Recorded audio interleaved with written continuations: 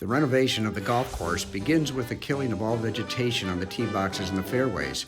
The second phase is tilling the soil, and then the third phase is planting the grass sprigs and the sod. As we fly over the retention pond for the irrigation system for the golf course, the old women's tees are directly below us, and we go down the fairway, which will be a slight dogleg to the right. As we approach this large mound in the middle of the fairway, on the other side of the mound there has been grass strips already taken out from this location to retransplant onto the Osprey tee boxes as part of that renovation. And as you can see, the green has already been started to be worked on. The greens will be worked on throughout the entire process.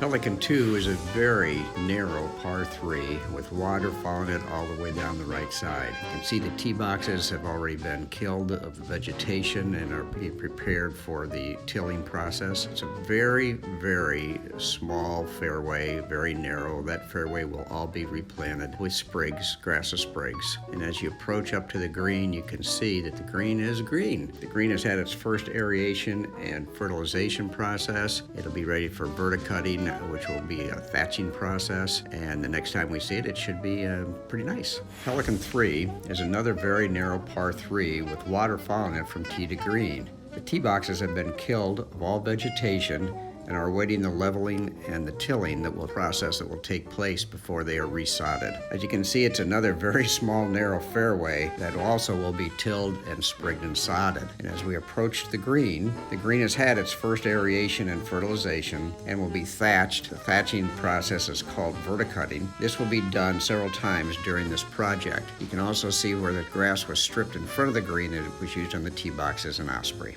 Pelican 4 is another tight par 3 with water in front and on the right. As you can see, the tee boxes have been prepared and are waiting for the leveling and the tilling process to begin. The short, narrow fairway will be replanted, and we will use sod from here to also transplant back on the Osprey tee boxes. You can see the green has already had its first fertilization and aeration, and that will have several more during this project. Pelican 5 is the shortest par 3 in the Pelican courses with a very small fairway. The tee boxes have been prepped and are waiting for leveling and tilling. The fairway will be prepped for the tilling process also, devoid of all its vegetation. The green has had its first aeration and fertilization and is waiting to have the verticut or the thatching process to be completed.